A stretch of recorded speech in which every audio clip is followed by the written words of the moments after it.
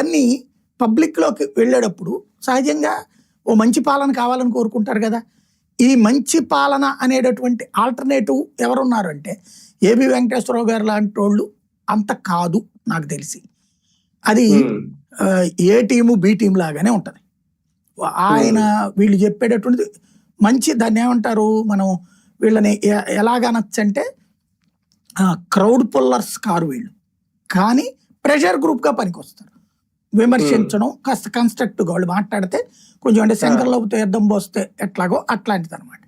Pressure గ్రూప్గా పనికొస్తారు. ప్రభుత్వం ఇప్పుడు ఏదన్నా తప్పు చేస్తే ఆ తప్పుని వైసీపీ ఎత్తి చూపెడితే ఆ ఎత్తి చూపెట్టినందుకు వాళ్ళు వాడు వేస్ట్ గాడు అంటారు.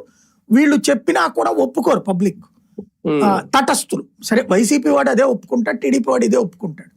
తటస్థులు ఒప్పుకోకుండా ఉంటది. ఇది పార్టీ కాబట్టి, రాజకీయం కాబట్టి. అదే ఇది వీళ్ళు ఉన్నారనుకోండి, ఇప్పుడు ఇదివరకు జయప్రకాష్ నారాయణ గారు మాట్లాడితే ఒక విశ్వసనీయత ఉంటుంది. ఆయన ఇప్పటికైనా సరే ఆయన మాట్లాడితే కొంత అవగాహన ఉంటుంది, డీటెయిల్డ్గా మాట్లాడతారు. అట్లాగే ఇప్పుడు ఆ ప్లేస్ లోకి ఏబీ గారు వచ్చారు. అది అంత మించి తేడా ఏం లేదు. కానీ నిజంగా కొన్ని రాజకీయ పార్టీల్లో అంటే వైసీపీలో కానీ కూటమిలో ఉన్న రాజకీయ పార్టీల్లో కానీ అసంతృప్తులు ఎవరైతే ఉంటారో వాళ్ళకి ఇప్పుడు ఒక షెల్టర్ అవసరమా? ఇప్పుడు ఈ కొత్త వేదిక, ఈ ఫ్రంట్, అటువంటి వాళ్ళకి ఒక షెల్టర్ ఇస్తుందా?